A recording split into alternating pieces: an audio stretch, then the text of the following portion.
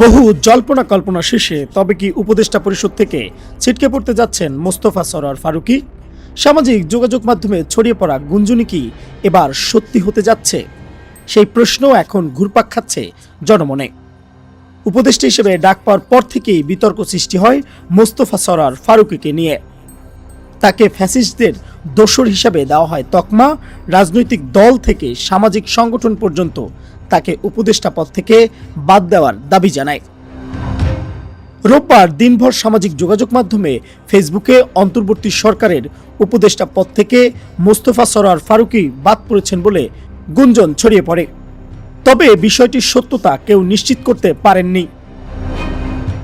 এদিকে সোমবার প্রধান উপদেষ্টার সঙ্গে সাংস্কৃতিক বিষয়ক উপদেষ্টা ও জনপ্রিয় নির্মাতা মোস্তফা সরোয়ার ফারুকীর বৈঠক হওয়ার কথা জানিয়েছেন প্রধান উপদেষ্টার প্রেস সচিব শফিকুল আলম।